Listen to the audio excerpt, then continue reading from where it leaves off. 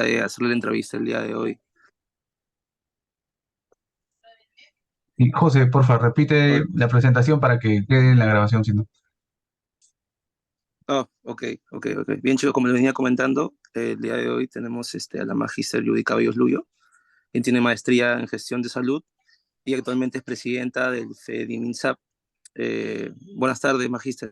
Muy buenas tardes, gracias por la oportunidad de poderme presentar hacia ustedes. Soy la magíster Judy Cabellos Luyo, presidenta de la Federación de Enfermeros del Ministerio de Salud, FEDEMINSAP, ¿no?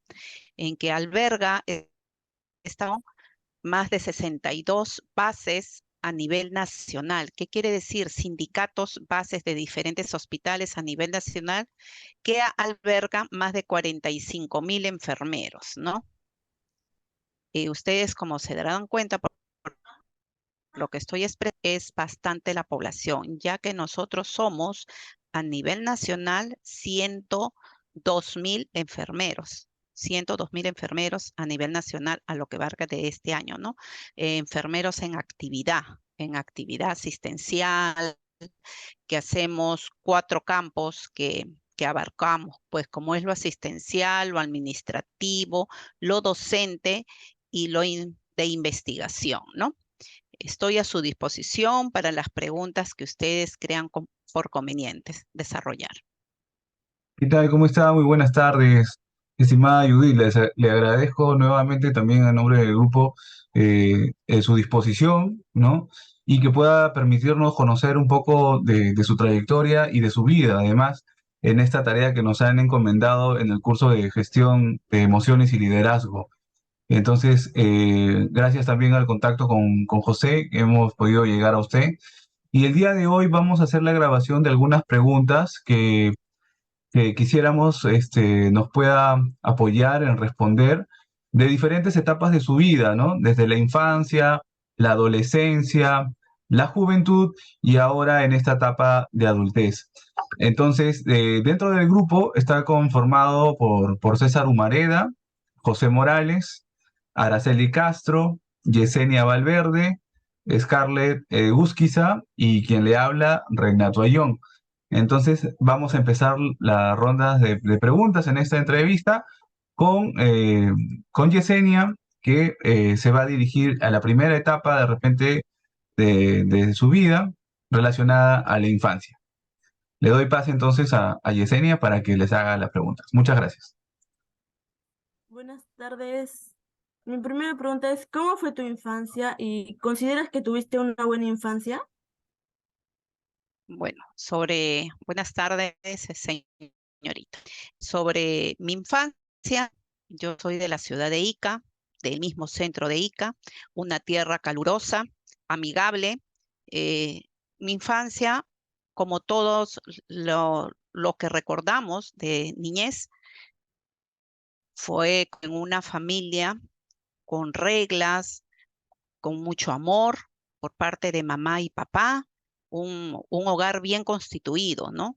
Con papás casados, que nos daban, que te digo, tanto el cariño, la protección, pero también nos imponían reglas, ¿no? Reglas, como por ejemplo, tú a los mayores nunca los podías tutear, siempre se tratan con respeto. Usted, por mucho que ese cariño te apapache, te guíe todo, pero siempre había un respeto. Tú no le podías, cuando ya llegabas a la adolescencia, a la adultez, no podías brindar con tu papá o tu mamá una copa de vino o un brindis que quieran hacer. No, siempre tenía que ser otra persona que haga esa diferencia contigo, ¿no? Porque eso es las reglas de oro de la familia, ¿no? Mi padre ha sido un docente, director de la gran unidad escolar San Luis Gonzaga de Ica, y esa fue la formación. Yo estudié en un colegio, al principio primaria, en un colegio también San Luis Gonzaga, que también tenía mixto, ¿no? Tenía hombres y mujeres, y ahí estudiaban. La mayoría eran hombres y muy pocas mujeres. Entonces ya luego en la etapa de la secundaria, lo hice a un colegio particular de mujeres, ¿no? A solicitud de mi mamá, de mi señora madre, porque decían, no, hay más hombres y tú ya no vas a gozar esa etapa de la diferencia de ser una mujercita, porque es muy delicada, no es como el varón. El varón se crea, se le protege y se le impulsa a desarrollar como lo rudo que es, ¿no? Por el género, ¿no? Pero mi infancia yo la recuerdo, quisiera regresar los tiempos atrás.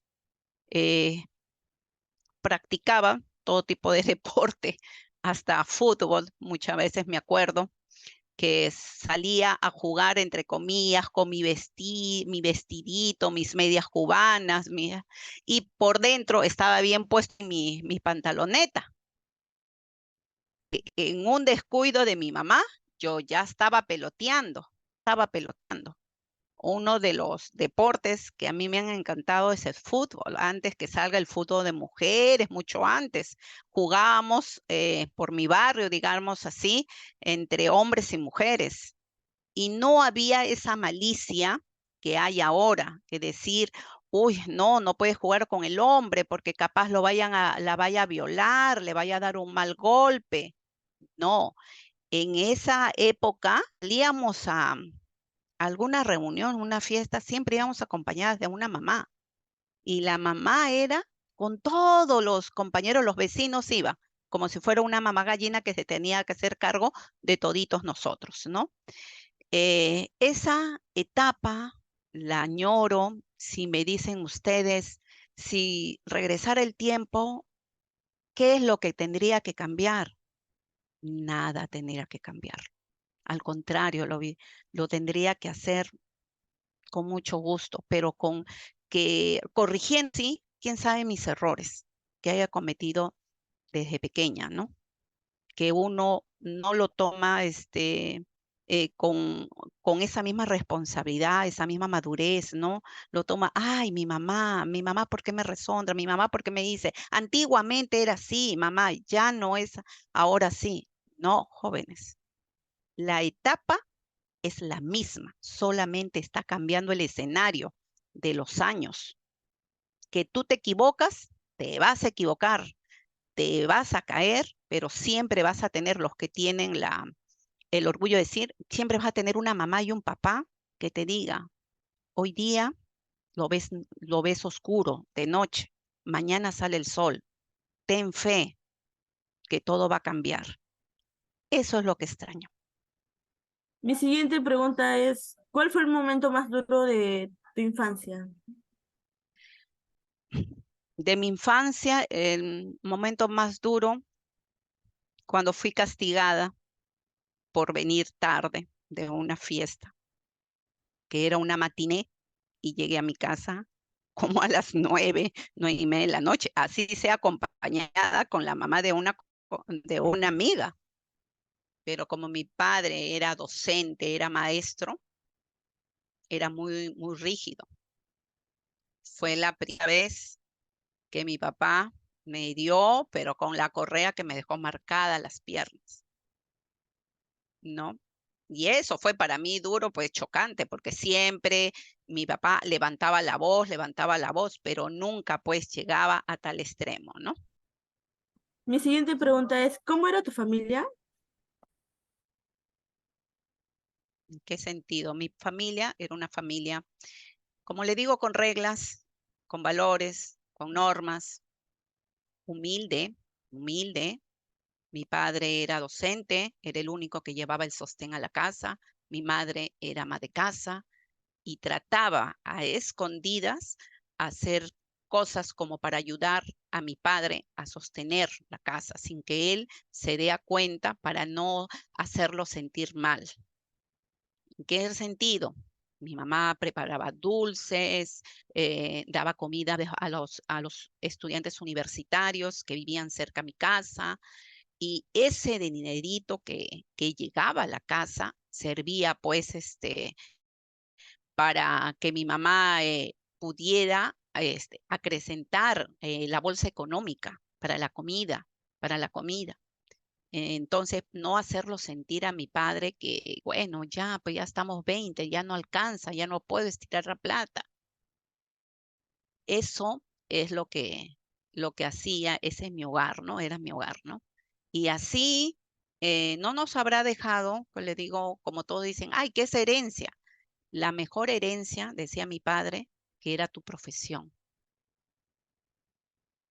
Y eso fue lo que nos dejó a los tres, porque somos tres hermanos y los tres somos profesionales.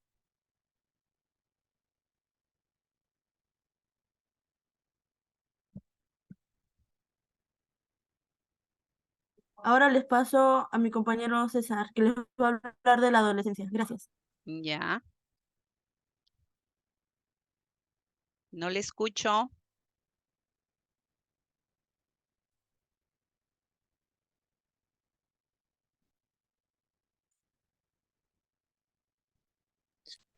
Hola César, No se le escucha, por favor. ¿Me escuchan? Ahora sí. Ya. Magíster, muy buenas tardes. Me presento, mi nombre es César Humareda. Buenas tardes. Eh, yo abarcaré sobre lo que es la adolescencia. Quería, como primera pregunta, sería, ¿cuál considera que es el momento más importante de su etapa en la adolescencia? Uy, en la adolescencia, entrar a la adolescencia, mi etapa más maravillosa y que recuerdo con mucho cariño, fue cuando cumplí los 15 años. En mi casa, mis hermanos, mi padre me celebraron em, mis 15 años con una fiesta que parecía fiesta patronal en realidad, con la víspera de la serenata. Al otro día fue en un local, en un club social, el más grande que había en esa época en Ica. Este, con mis compañeras del colegio, con mis amigos que fueron desde Ica, perdón, desde Lima fueron hasta Ica, y con mi familia, ¿no? Con mi familia, no estoy hablando de mis hermanos, mis padres, no, mis tíos que vinieron también de Cañete, de Chincha, que fueron de Lima, ¿no? Ese, ese fue el momento más emocionante, ¿no? Más emocionante que mi padre me presenta ante la sociedad, ¿no? Ante la sociedad y mis hermanos, ¿no? Mi hermano que en esa época estaba asimilado al ejército, ¿no? Entonces, ese para mí fue la época o el momento de mi adolescencia más emocional. El otro momento es cuando tuve que postular a la universidad y en realidad eh, no quería ser enfermera, no quería ser enfermera. Yo quería ser psicóloga y también me apasionaba, quería ser actora, quería ser una actriz, una actriz. Yo lloraba y le decía, papá, papi, pero mándame a Lima, ahí a estudiar. Y como no le alcanzaban los medios económicos, él no sabía cómo decirme, no puedo sostenerte allí en Lima, ¿no? Y lo único que me decía, pero por qué no intentas postular en ICA? Pero en ICA no había psicología pura, había educación, como educación. Entonces, postulé, me preparé, me preparé 8 meses en una academia y postulé, pero no con ese énfasis, ¿no? Decir, tengo que ingresar, tengo que ingresar. Yo decía, siempre he dicho lo que Dios diga. Si está para mí, será. Y si no es para mí, no será. Y Muy en bien. eso, y en eso ingresé, ¿ah? Y en eso he ingresado, y después poco a poco me fue gustando mi carrera. Eh, Así es, César. muy, muy lindo, de verdad. Entonces, quizás nos podía contar un poco más a fondo cuál fue ese motivo por seguir por la enfermería, ya que usted optaba por la psicología y ser actriz, ¿no? ¿Por qué fue lo de enfermería? Es el amor al prójimo. Enfermería es un arte, es el arte del cuidar al prójimo. es el cuidado humanizado, con calidad, calidez. De enfermera te cuida desde que uno abre los ojos a este mundo y también cuando los cierra. Entonces, la enfermera te cuida toda la etapa de un ser humano. Dígame usted cómo no poder querer mi profesión. De tantos cosas gratas que simplemente cuando tú estás cansado y te dicen a ti, gracias, gracias porque he abierto mis ojos después de una anestesia que usted estuvo. Nunca me soltó la mano, que yo soy enfermera especialista en centro quirúrgico. Entonces, eso te reconforta. Cuando un niño, cuando hay un diagnóstico de un sufrimiento fetal, te dicen líquido meconial, ¿qué quiere decir? Que si no lo operan y no lo sacan en un minuto a ese bebé, puede fallecer. Todo el cansancio se te va en un minuto y lo único que piensas es que tienes que contribuir a que ese niño tenga, ese bebé, ese recién nacido, tenga la oportunidad que tú tuviste o que tú tienes. Uy, bueno, muchas gracias, Magíster. Ya le doy pase a mi compañera Scarlett.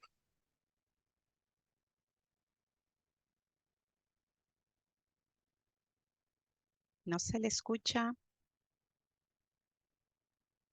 Ay, perdón, estaba hablando con el micro apagado. Ahora, quisiera saber si me escucha primeramente para poder realizar la serie de preguntas que tengo preparado.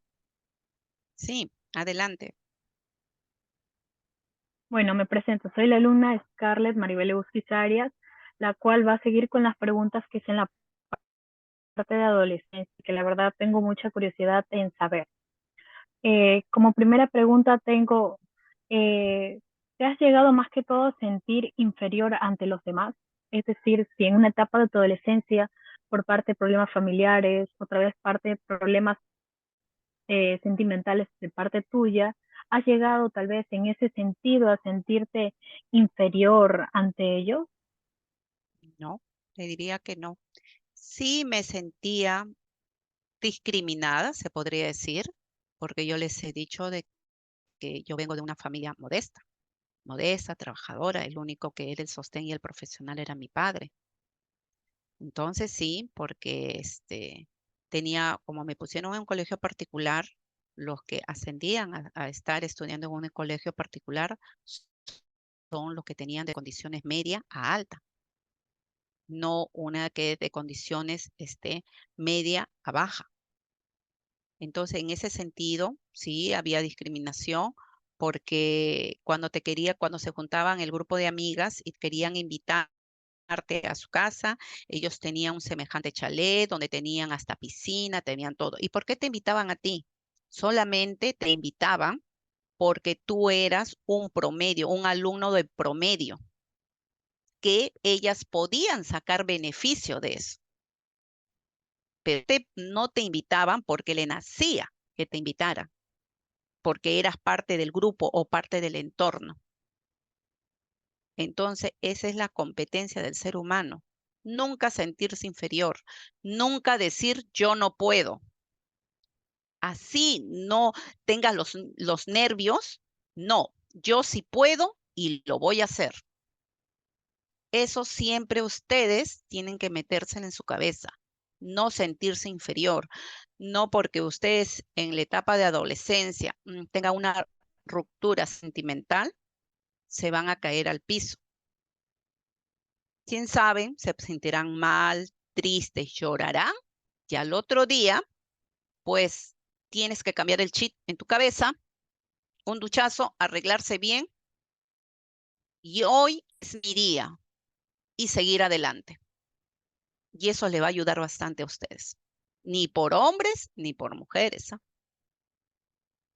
Muy bien, señorita. La verdad me ha sorprendido mucho y en verdad usted tiene razón también en cierta parte que más que todo a veces las personas que hemos sido becados o hemos sido ingresados a una cierta institución por conocimiento, siempre solemos sufrir de esa parte, ¿no? Donde las personas se aprovechan en cierta forma para conseguir un beneficio, ¿no? Bueno, para consiguiente y pasar a la segunda pregunta, esta es más que todo, si ha dejado usted de comer por comentarios de terceros, para seguir en lo que estábamos hablando más que todo, ahorita vamos a hablar de la ansiedad o depresión, ¿no? ¿Por qué le pregunto esto? Como le decía, a veces nosotros dejamos de comer o bien comemos más de lo dicho, ¿no? Como tipo esta enfermedad que es gula. ¿Por qué? Por el estrés, no solamente sentimental hacia una persona, sino también por el estrés estudiantil, los estudios que a veces nos, nos tienden a desesperar, a preocupar en cómo voy a salir en esta nota, qué necesito, ¿no?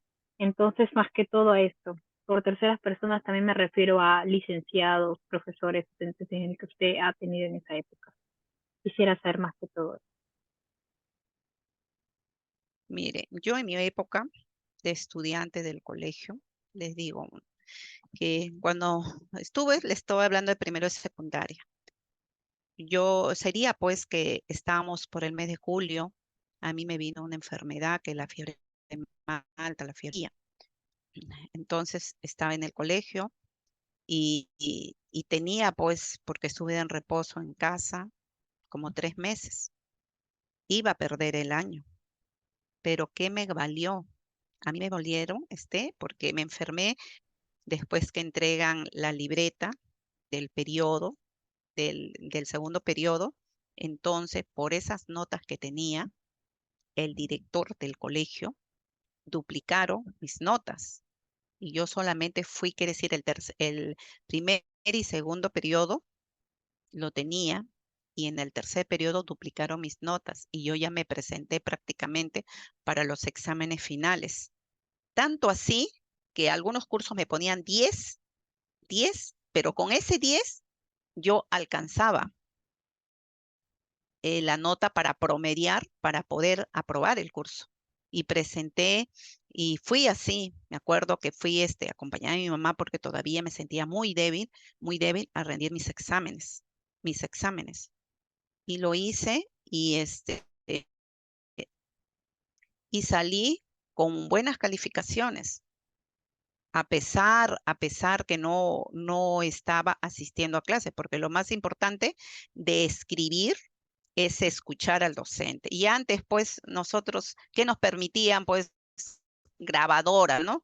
No como ahora, que uno está escuchando la clase, ¡pam! Le pongo, ay, voy a grabar la clase para volverla a escuchar y ya poder asimilar, ¿no? Antes no había eso, antes no había el celular, no había el celular. Entonces, esas cosas me pasaron sobre la secundaria, termino la secundaria con todas esas compañeras, ¿no? Que son diferente estatus social, ¿no? Y ahora, que hace poco, será pues 10 días, he estado en la ciudad de Ica, celebrando el 102 aniversarios de mi colegio, Arbulú, más de 40 promociones desde el 73, no hemos vuelto a reencontrar. No hemos vuelto a reencontrar algunas que son funcionarias, otras que tienen sus empresas, otras inclusive son congresistas, son asesoras de los padres de la patria. Entonces, ¿qué reflexión te da eso? Que tuviste una buena enseñanza, sí la tuviste, los que asimilaron, los que siguieron por el buen camino, la mayoría, la más del 90%. Entonces, eso sí es reconocer, ¿no? Reconocer que tu etapa de tu vida fue buena, a pesar de las limitaciones económicas que hayas podido tener, o a pesar de que cuando salieron pues las muñecas, esa muñeca Alicia o las Barbie, ¿quién no hubiese querido eso? Yo no podía, yo añoraba, lloraba, pero mi padre no me trajo una Alicia verdadera, pero me trajo una imitación. Y ese sacrificio, ese esfuerzo, valía. Yo nunca, por ejemplo, tuve patines. Yo nunca tuve bicicleta, pero eso no quiere decir que yo no sabía patinar. Eso no quiere decir que yo no sabía manejar una bicicleta. No lo tuve y tampoco los hacía sentir mal a mis padres, ¿ah? ¿No? No es como que ahora los padres, hasta, le digo, me incluyo, porque cuando venía ya acercándose a Navidad decía, ¿qué le voy a regalar a mi hijo? ¿Qué es lo que quiere? Pero tengo que juntar el dinero para darle una alegría. Yo nunca le pedía, nunca, porque sabía que, que el esfuerzo que hacía mi padre por mantenernos, porque era el único que trabajaba. Era el único que trabajaba. Bueno, posteriormente mis hermanos se hicieron profesionales y ayudaban, ¿no? En los gastos de la casa, ¿no? Pero así es, señor. Scarlett. Excelente, licenciada. Muchas gracias. Ahora tengo otra tercera pregunta, y en esta es, cuando usted era adolescente, ¿llegó a sentir que su vida iba hacia el borde del colapso? No, nunca, nunca. Ok. Que yo me acuerde, nunca. Sí había momentos críticos como Mm. les estudio, porque en eso, antes de terminar secundaria, en cuarto de secundaria, yo ya iba a la academia preuniversitaria. Yo iba a la academia preuniversitaria, iba al colegio y tenía que cumplir con los dos. Y en las academias, ustedes saben que semanalmente hay evaluaciones para para poder evaluar qué puesto estás más o menos, y con eso es un termómetro para en el momento del examen de admisión. Y ahora hay universidades que no dan examen de admisión, simplemente es una entrevista y solamente el alumno que se mantiene con notas aceptables sigue adelante, ¿no? Antes no, antes era, y yo vengo de una universidad estatal, yo no vengo de una particular.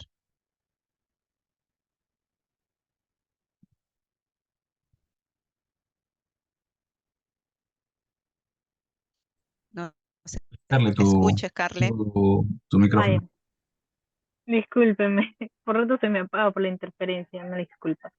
Como última pregunta, tenía más que todo, ir a tu centro de estudios pudo tal vez en un momento llegar a ser agotador, o tal vez poner excusas, sea tal vez por un bullying que haya sufrido en aquella época o discriminación. No, porque al contrario, yo quería que amaneciera ya rápido para irme al colegio, porque es la mejor etapa que he vivido. Sí, tú no eres una piedra preciosa que todo el mundo te tiene que admirar. Eso te tiene que meterse bien ustedes en la cabeza. Ustedes son parte, un elemento muy importante de la sociedad y se tienen que hacer respetar como tal. Así lo tienen que ustedes mirar.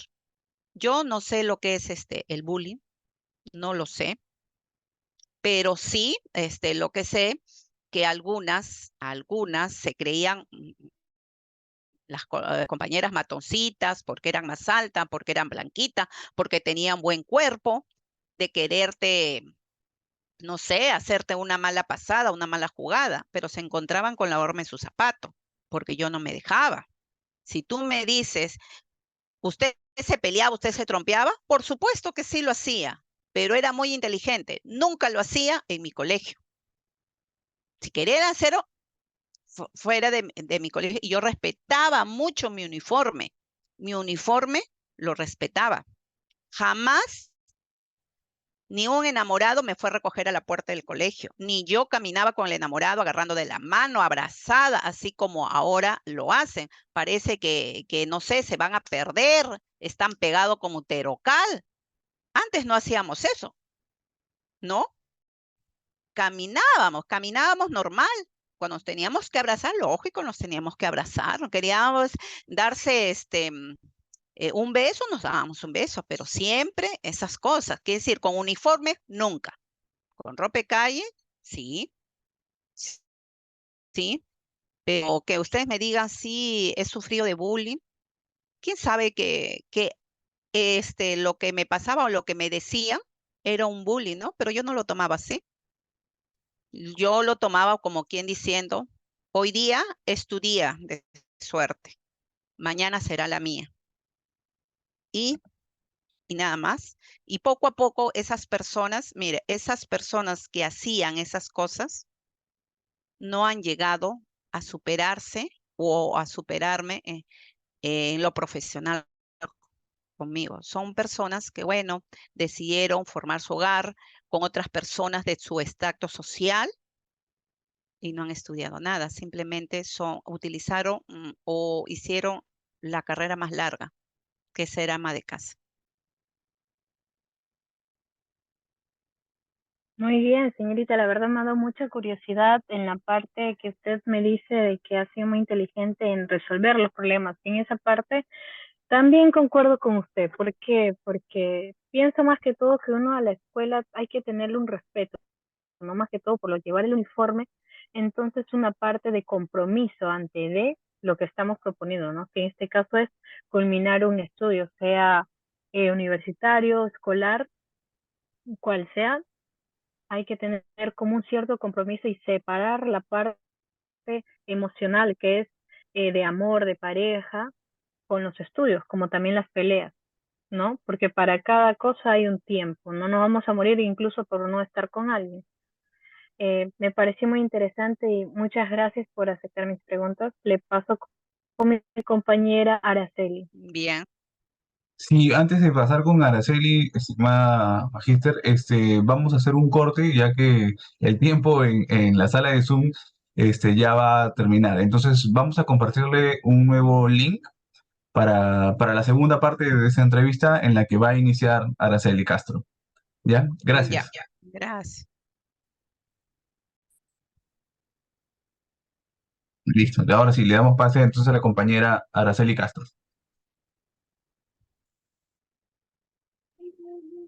Bueno. En mi parte me tocó, como viene siendo la juventud, siendo así la primera pregunta de ¿qué fue lo que más te marcó en tu juventud?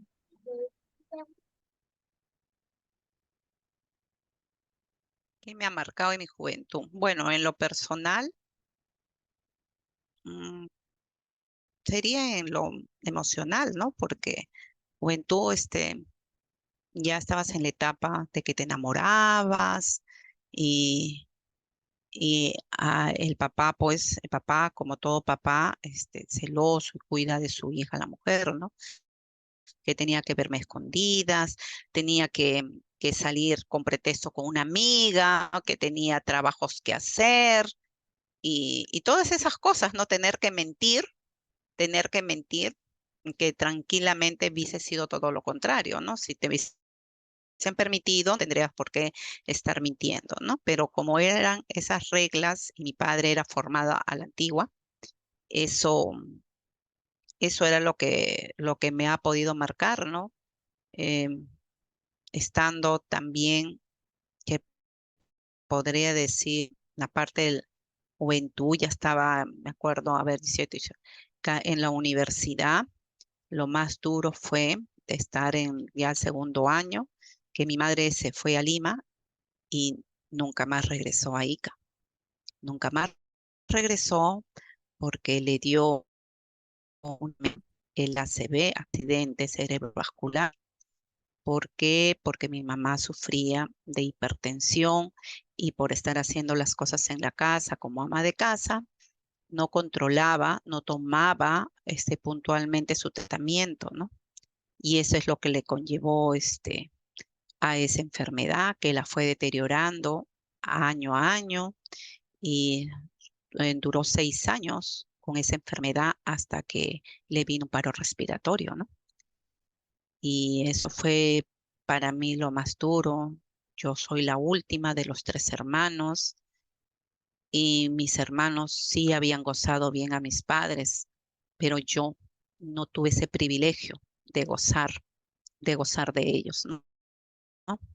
Primero se fue mi mamá, mi papá quedó deshecho, la familia ya no era igual, mi papá se deprimía mucho, tuvimos que lidiar con el riesgo de suicidio de mi padre, ¿no?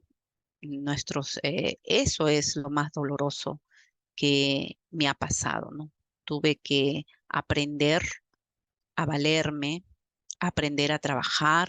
Comencé a estar igual que mi madre, que daba pensión a los alumnos universitarios para yo poder terminar mi carrera, ya que el sueldo del maestro no alcanzaba y eso mi padre se dedicaba a utilizarlo para los viajes, para irse a Lima a ver a mi madre y para pasar momentos agradables, ¿no?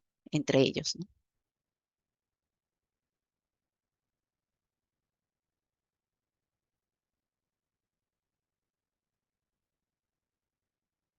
Se desconectó, creo, Araceli. Ya, ya, en la siguiente pregunta sería, ¿cómo fue el proceso de ser y trabajadora? Y a base de eso, si es que ya estás a sentir algún tipo de apoyo durante este proceso. ¿Cómo? No te entiendo. Ya, en el proceso, ¿cómo fue el proceso de madre, estudiante y trabajadora? Y si a base de eso has sentido algún apoyo durante parte de esta etapa o proceso. Ya. Madre, yo he sido madre después, yo, si me refieres madre como persona, yo he sido después que he terminado mi carrera, he sido madre, no he sido antes, ¿no? Al fallecimiento de mi madre, sí, me chocó bastante. Que le digo, creo que hasta ahora uno no se recupera, pero en la etapa de madre, personalmente la mía, no, porque yo terminé mi carrera y cuando terminé mi carrera recién tuve a mi hijo, ¿no? No antes, ni durante la carrera, porque esas cosas sí las tenía bien claritas, que si yo cometía no llegaba a los errores, sino que no era precavida y salía embarazada, la que se perjudicaría era yo misma, porque mis padres ya no me iban a dar los estudios, quien los tenía que darme o quien tenía que hacerlo, iba a ser yo misma, o me quedaba ahí o tendré que ir con la pareja, a formar un hogar con una persona que a veces tú no terminas de conocer, porque lo más difícil de formar un hogar es la convivencia, es lo más difícil, por tener que aceptar los caracteres de uno o las costumbres de uno y de la otra persona. Entonces, eso lo tenía bien claro y para eso siempre, pues, mi mamá era el apoyo, ¿no? El apoyo en los consejos. Muchos, quién sabe, dirían, ay, qué fastidio que cada rato te estén diciendo lo mismo. Pero sí, era muy bueno, porque dentro de mi promoción, que fuimos 235 alumnos de la Facultad de Enfermería, terminamos 132, porque los demás se fueron quedando en el camino, porque si eran mujeres salían embarazadas y ya no continuaban a estudiar, han estudiado mucho tiempo posterior a eso, otros que solamente postularon a enfermería para hacer un ping-pong y luego trasladarse a medicina, odontología, a otras carreras que ellos postulando con una primera vez no lograban el puntaje, ¿no? Y sí haciendo un traslado interno a otra área sí lo podrían lograr, ¿no? Ya, ahora la otra pregunta es, ¿cuál ha sido el desafío más grande que has enfrentado y cómo lo llegaste a superar? ¿En qué sentido el desafío? ¿En qué sentido? En esto puede ser Profesional. en la parte profesional. Bueno, el desafío más grande que al rompimiento del núcleo familiar, tuve que dejar Ica y tuve que venir con un hijo a cuestas. Con un hijo a cuestas que antes, cuando uno se enamora, ves por los ojos de tu pareja. Lo que te diga tu pareja, tú lo haces porque formaron que el hombre era el jefe de casa. Y como jefe de casa era el respeto, es como decir, era el jefe y uno tenía que de una u otra manera respetar lo que te manifestaba o lo que decía el jefe de casa. Se terminó el amor, se terminó el amor, fue muy duro, que dice, lloré, sí, lloré, pero también me levanté gracias a una amistad cercana de mi madre que me dijo, ya basta, Judy, ya te dejé llorar, tienes un hijo, bájate a bañar, bájate de tu dormitorio, báñate y la vida continúa. Y nunca más volteé a mirar atrás, no volteé, solamente era mi camino, era hacia adelante y era mi hijo. Y como es varón, siempre y hasta el día de hoy, lucho porque sea yo un ejemplo. Hago el papel de mamá y papá con un hijo varón que a veces tienes que darles consejos que un padre le diera, pero tengo que darles consejos desde el punto de vista de mujer, el punto de vista de madre, como se dice, con una mano lo acaricias, le das y con la otra la mano eres el rigor, ¿no? Porque esos dos papeles me tocó pues sacar.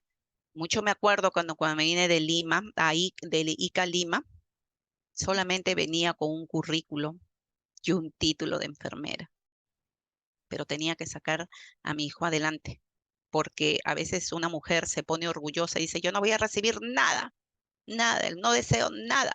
¿Por qué? Porque te sientes dolida por la traición que te hizo, pero no piensas en tu hijo, no piensas en tu hijo. Entonces, empecé, con mi hijo venía a la casa de mi padre en Lima, donde estaba mi hermana también con sus hijos, y comencé a estar volanteando mis currículos. Sacaba en las tardes a mi hijo a dar una vuelta, me acuerdo, con su loncherita, para que no me pidiera nada en el camino, porque no tenía los medios como para darle los gustos que él, quién sabe, estaba acostumbrado allá en Ica. Tener su cuarto solo, tener un cuarto donde tenía sus juguetes llenos de juguetes. Ya no había eso, y lo único que le dije a mi hijo, vamos a caminar los dos de la mano, los dos. Somos, somos familia de, somos familia de dos, y en ese sentido vamos a avanzar. Dios nos va a ayudar, y eso es lo que le decía. Luego se presentaron las oportunidades de trabajo.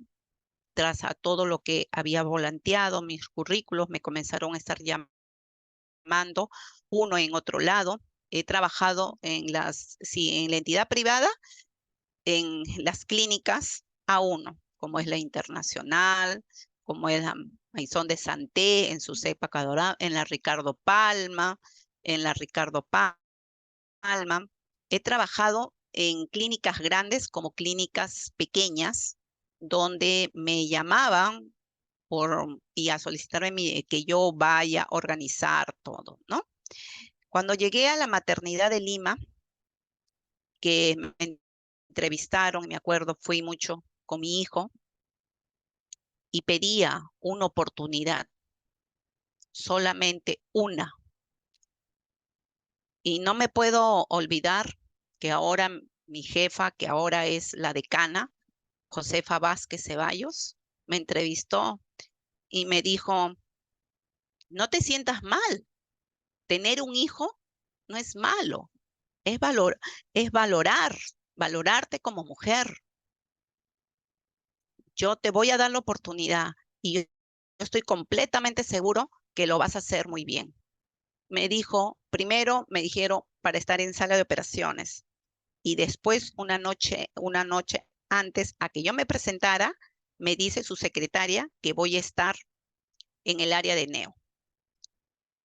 Y toda mi experiencia que yo tenía hasta ese momento había sido con paciente adulto.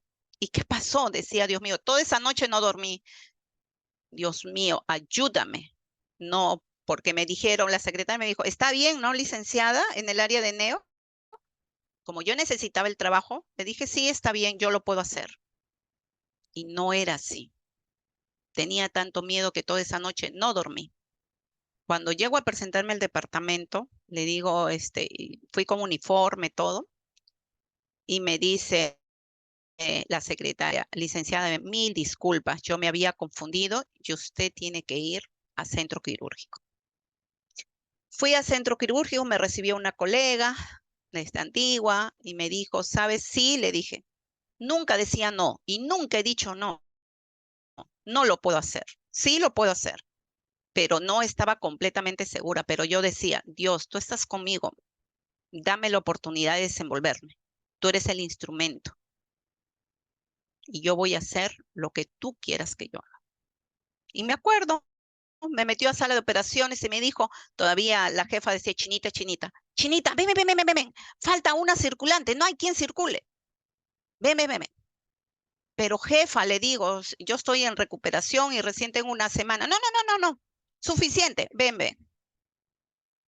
Yo voy a estar ahí, yo te voy diciendo. Cuando volteo, no estaba y estaba sola yo, con los cirujanos, con los anestesiólogos, la paciente que estaba anestesiada. Entonces, tanto fue mi temor que se dio cuenta de una técnica y yo agradezco a esa técnica y siempre la voy a recordar, que se le decía mamá Yola. Ella me dijo, señora Yuti, no tenga miedo. Yo sé que lo va a hacer muy bien. Cualquier cosa, yo le voy a ir indicando. Y eso fue así. Y ahí ya estoy 18 años. 18 años. Me especialicé en centro quirúrgico, he sido jefa de sala de operaciones, he sido supervisora de los servicios críticos y Dios este año me da la oportunidad de demostrar mi trabajo como presidenta de la Federación de Enfermeros del Ministerio de Salud. No he sido elegida por un voto secreto, he sido elegida a mano alzada, propuesta por las bases que ya anteriormente les he mencionado a cada uno de ustedes. ¿Estoy alcanzando mis sueños? Sí, estoy alcanzando mis sueños, pero me falta por culminar antes que Dios cierre yo los ojos en este mundo. Espero culminar con mis sueños. Ya. Otra pregunta es que que si tú tuviste una meta a largo plazo que preparaste para tu futuro profesional, obvio que cuando entraste, así como dice, a empezar en este punto a estudiar en tu carrera, si antes de que pasara toda la situación, tú has tenido ya, como se dice, planes que querías, como dice, lograr ya como para el futuro.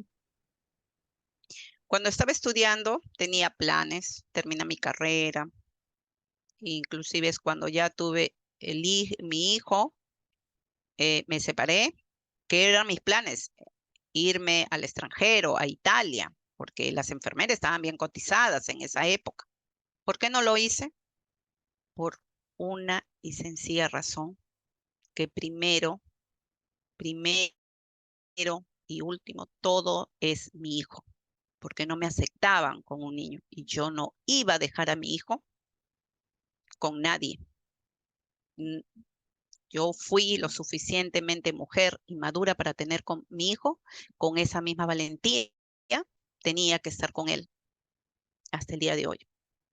Eso fue, quién sabe, lo que en esos momentos me truncó, ¿no? Pero después hacer mi especialidad, hacer mi maestría y pensar ahorita en hacer un doctorado e ir creciendo hasta lo máximo que una profesión te deje, ¿no? Crecer. Ya como última pregunta, si tú tuviste una persona que te motivó o inspiró en tus momentos más delicados. Sí. ¿Quién fue el que me inspiró? Me inspiró, bueno, cuando era adolescente, adulta, me inspiraron mis padres, pues a ser profesionales, para ser el orgullo de ellos, ¿no? Una vez que ya tuve mi hijo, me inspiró mi hijo, porque yo le tengo que demostrar que un ser humano tiene que avanzar, no solamente estar pensando en los amigos, en el fútbol, que las chicas, que las fiestas. No, no, porque ese es algo pasajero. Eso no es eterno. Lo que te va a quedar Hasta el día que tú cierras tus ojos es tu profesión. Y lo realices, lo ejecutes. Si tú me dijeras a mí, ¿usted no se aburre de ir a su centro laboral? No, he sabido trabajar 48 horas. Trabajaba 12 horas en mi hospital y iba a las clínicas privadas. Y siempre he dado mi 100%, aunque después llegaba a la casa, pero hecho trapo.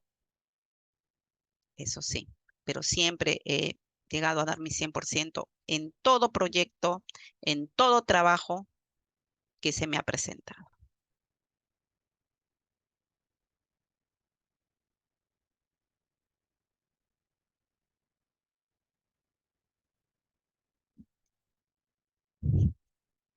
Bien, ya, eso sería todo. Muchas gracias. Le pasaría ya para mi siguiente compañero.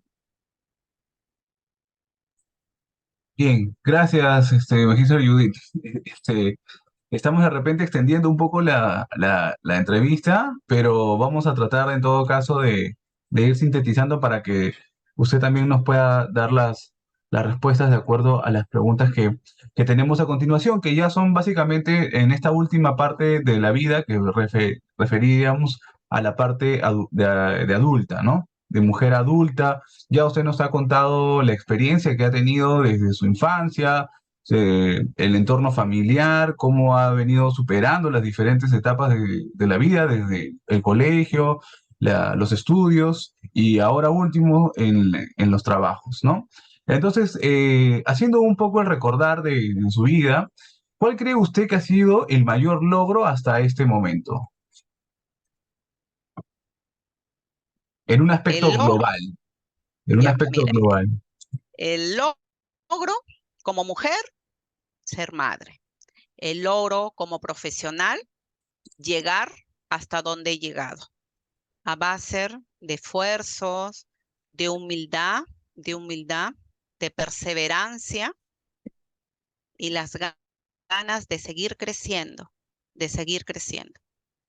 Eso es mi logro. Y todavía me falta, como les digo, me falta todavía. Mis proyectos culminar. Mis proyectos culminar todavía me falta. Y en este cargo que tengo, espero culminar con todo el plan de trabajo diseñado para enfermería. Que yo sea un instrumento para dejar un granito de arena en mejoras de las condiciones laborales de la enfermera. Que la enfermera sea visible, no invisible. Que la enfermera pueda ocupar un cargo como los padres de la patria, en donde, en donde demuestre la capacidad profesional competitiva que en estos momentos estamos. Muy bien. Y desde su punto de vista, de perspectiva como profesional, como mujer, además como mujer de provincia, ¿no? Entonces, ¿qué cree usted que vendría a ser los problemas sociales que puede encontrar en este contexto actual? Uy, hay necesidad de que los problemas sociales que vivamos ahorita, la inseguridad que vivimos todos. Ustedes no piensen que estamos libres de eso. Cada día que salgo de mi casa, pido a Dios de que me regrese de igual manera con bien. Cuando sale, cuando sale pues mi hijo también, de igual manera. Tantas cosas que vemos a nivel político que está aconteciendo en nuestro país es muy preocupante. Eh, Esa es la preocupación. Decimos, ¿qué, qué estamos forjando para el futuro, para aquellos jóvenes o aquellos niños que posteriormente serán adultos? O qué estamos forjando para aquella edad de oro, que son los adultos mayores, los pacientes geriátricos en hospitales, en países europeos? La edad de oro es muy valiosa para los habitantes ahí, pero para nosotros no. Para nosotros, en esta sociedad en que vivimos, es un estorbo. es un estorbo, porque es una carga. Si tú lo llevas a E-Salud, ¿qué te dicen? Ah, ¿cuántos años tienen? Comienzan a elegir a quién le pongo un ventilador. Le pongo a un joven de 20, de 30 años que sé que va a producir posterior a la recuperación, o le pongo un ventilador a un anciano de 70, 75 años, que lo único que voy a hacer es prolongarle la vida. Entonces, eso para mí sí es preocupante, es muy preocupante. Quisiera tener las herramientas de gestión, de ideas como para cambiar, pero no soy Dios que puede cambiar el mundo. Así es, pero desde su Soy- perspectiva como profesional, ¿no? Ya usted nos ha explicado, por ejemplo, que, bueno, uno de los problemas actuales en ese contexto en el que vivimos como ciudadanos, como peruanos, sobre todo, ¿no? Es la inseguridad. Pero también el problema de la atención médica, por ejemplo, en las personas de la tercera edad. Desde su perspectiva, desde su posición como profesional en la salud, ¿no? ¿Cómo cree usted que pueda ayudar a solucionar alguna de estas problemáticas? ¿Cómo podrá hacer? Desde mi perspectiva, como enfermeros en la federación, nosotros estamos impulsando proyectos de ley, yendo a tocar puertas a los congresistas para que ellos nos secunden en estos proyectos de mejora, porque tiene que cambiar, cambiar el pensamiento de la salud, cómo engloba la salud. Hay normas técnicas, hay resoluciones, pero dígame, esas normas técnicas, esas resoluciones no son para que se queden posteado en el diario El Peruano, no solo para que se quede escrito o firmado en un papel, es para que se ejecuten. Y tiene que haber un compromiso político, comenzando desde la presidenta, comenzar un compromiso político en donde armen una estructura de supervisión a nivel nacional, porque muchos, por ejemplo, le digo, hay normas técnicas maternas, como hay norma técnica neonatal, como hay norma técnica del adulto mayor. Son esos tres esferas. Están preocupadas en estarse peleando un grupo profesional entre otro grupo profesional, que le llaman el intrusismo. Se preocupan por eso, pero no se preocupan por valorar el estado de salud de la población. Si va una paciente con cesárea para que se da a luz, es para cesárea o parto normal, pero no evalúan la otra parte, que puede tener un cólico, que puede ser de la vesícula, que es asociado a una patología. ¿Y cómo la atiende? Ah, no, ella ha venido solamente para dar a luz la parte obstétrica. Yo no soluciono la otra parte. Entonces, en ese sentido estamos. Igualito, el adulto mayor es discriminado. Es muy discriminado. Y no solamente estamos hablando del adulto mayor, estamos hablando también del género, estamos hablando también del racismo. Hay mucho racismo. De las condiciones sociales en que estamos. Ah, no, es humilde, es del extracto social F. ¿Qué tiene que ver eso? Ante los ojos de Dios, y cuando nacemos somos iguales porque tenemos cabezas, tenemos extremidades, al igual de uno que ha nacido en cuna de oro como el que no ha nacido en cuna de oro. Entonces, estos estereotipos tienen que cambiar. ¿Y cómo lo vamos a hacer cambiar? Desde que nosotros formemos una familia, inculquemos a nuestros hijos los valores, no al racismo, no a la discriminación, no al bullying. Eso viene acá. A ver, dicen bullying, ustedes vienen en el noticiero que los padres están exigiendo que al director, que no sé qué, y ya los padres de familia se están peleando afuera. Y se están peleando afuera a manos limpias. O si no, son amenazantes, desafiantes, con arma blanca. Yo, por ejemplo, no los culpo porque si tú comienzas a retroceder cómo fue su infancia de ese delincuente, él no tuvo la culpa de ser así. Son sus padres, sus progenitores, de que no dieron el valor que se tiene que dar a una familia, que no dieron el valor que ya tú dejaste que te protegieran, porque ya pasaste a ser padres. Tienes que proteger, tienes que enseñar. Hablar del sistema que vivimos en el país es muy extenso, Renato, realmente. Sí, así es, como usted justo lo ha mencionado, ¿no? Además de los problemas de la inseguridad, el trato en la gestión pública de la salud a los pacientes, o no, yo en la misma experiencia de la atención pública en el salud, en el SIS, ¿no? Realmente el sistema nacional de salud deja mucho que desear, ¿no? Bastante desordenado y poco amigable en el trato, ¿no? Cosa que no debería ser es simplemente cuestión de justamente tener una mejor dirección en las cabezas, ¿no? En la parte administrativa.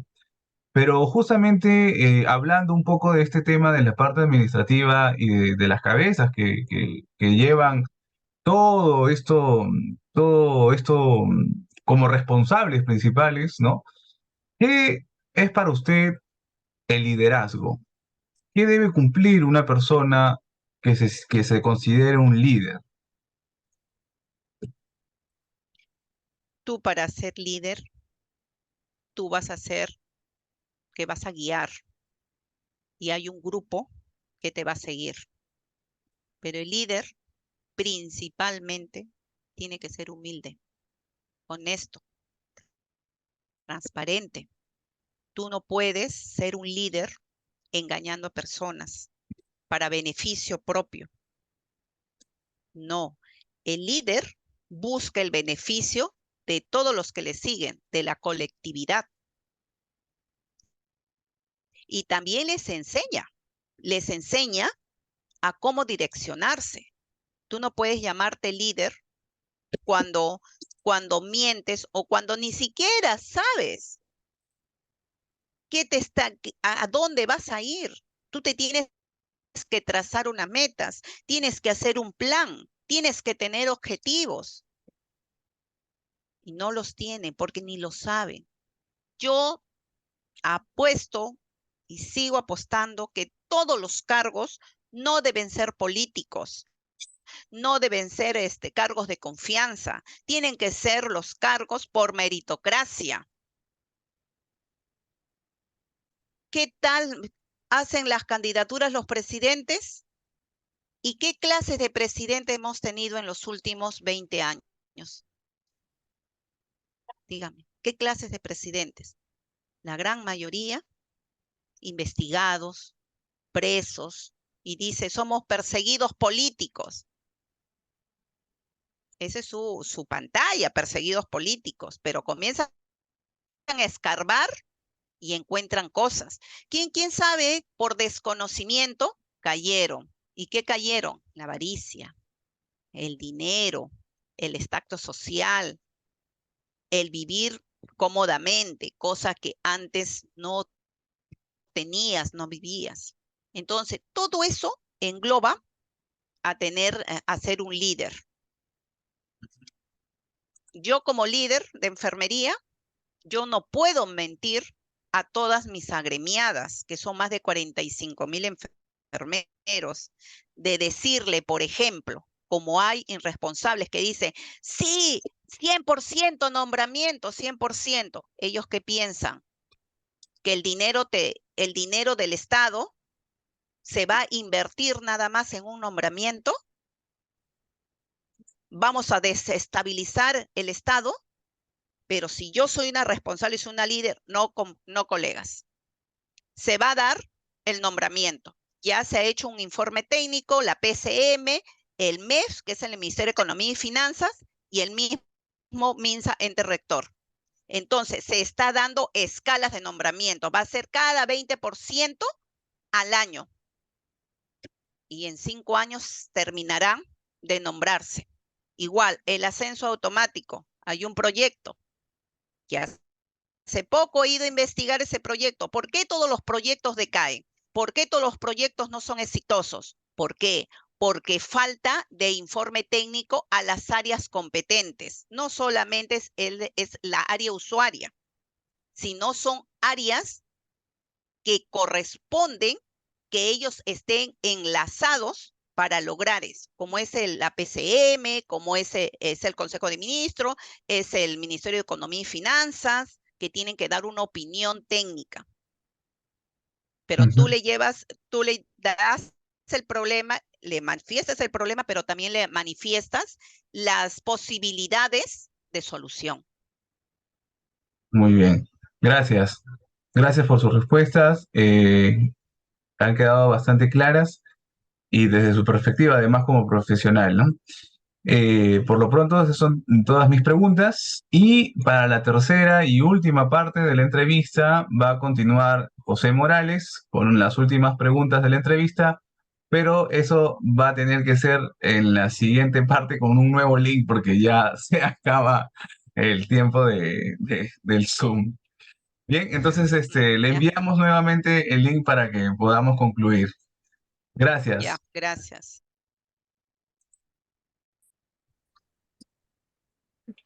Bien, Bien, Magíster, listo. continuando con la entrevista. Dale, José. Ok, continuando con la entrevista. ¿Me escucha, Magíster? Sí. Ok. Quería preguntarle qué cosa ha querido hacer o qué es lo que quiere hacer y aún no lo ha podido realizar. Seguir O alguna estudiando. cosa. Ok. Seguir estudiando. Seguir estudiando. No, en estos momentos no lo puedo hacer. No lo puedo hacer, pero eso no me va a detener. El próximo año mi meta está que sí o sí tengo que estudiar mi doctorado para culminar con los niveles de aprendizaje de un profesional. Esa es en la parte del aprendizaje. En la parte profesional, pues apuntando, primero llegando a ser jefa de departamento y luego terminar en el colegio profesional. Y con eso creo que culminaría mi etapa profesional, porque ahora también estoy realizando, soy docente de la WINER, de la Facultad pues de Enfermería, ¿no? Entonces, ya me estoy desenvolviendo en los cuatro ejes del profesional de enfermería. Y en esa etapa estamos. Ok. Como siguiente pregunta, ¿dónde ha vivido, experimentado y aprendió las mayores lecciones de su vida? Profesionalmente, el mayor aprendizaje, experiencia ganada han sido acá en Lima, en la maternidad de Lima, en el Instituto Materno Perinatal, que tuve eh, la dicha, le digo, de trabajar, de empezar a trabajar y profesionalmente le puedo decir, es como un alma mater de la experiencia. Ahí aprendí no solamente sala de operaciones, ahí aprendí las demás áreas en que soy conocedora. Aprendí también a hacer los pininos de, digamos, como docente, porque ahí se hace docencia, porque es un instituto docente. Y también me olvidaba de decir que en mi etapa sindical, porque lo que estoy haciendo es un trabajo sindical, esos fueron mis pininos, lo hice pues en la Universidad San Luis Gonzaga de Ica, porque he sido secretaria general, he sido también miembro del Consejo Ejecutivo, he sido miembro de la Asamblea Universitaria, donde se elegían rectores del tercio estudiantil,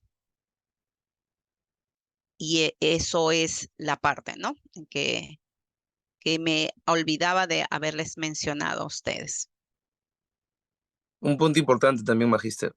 Como última pregunta, ¿por qué invertir tanto tiempo y esfuerzo en construir todo esto que usted ha construido? ¿Por qué invertí tanto tiempo? Porque el tiempo se va rápido, el tiempo es oro. eh, que avanzar, no solamente como ser humano, tienes que avanzar profesionalmente porque es lo que te va a dar satisfacciones en la vida, no solamente emocionales, satisfacción profesionales, sino también te van a dar satisfacciones económicas, porque te van a poner en una posición, digamos, privilegiadas por pocos, envidiadas por muchos, y no pienso que he perdido el tiempo, al contrario, lo he sabido aprovechar.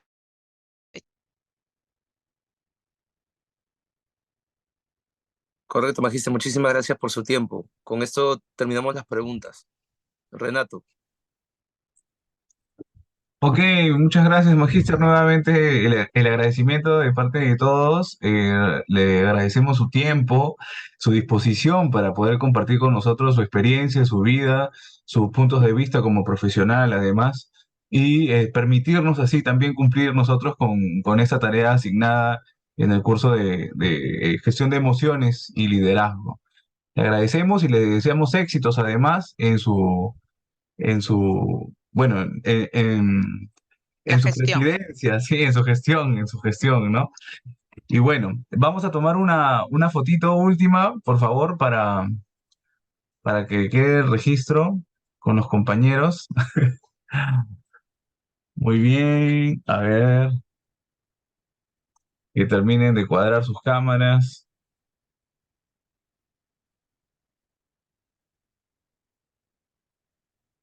¿Ya estamos, chicos? ¿Sí? Scarlett. Ok, muy bien. Vamos entonces en 3, en 2, en 1.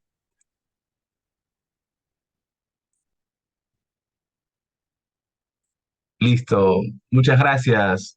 Muchas gracias y esperamos que haya una nueva oportunidad de seguir compartir con usted. Muchas gracias. Igualmente, deseándoles los mejores de los éxitos.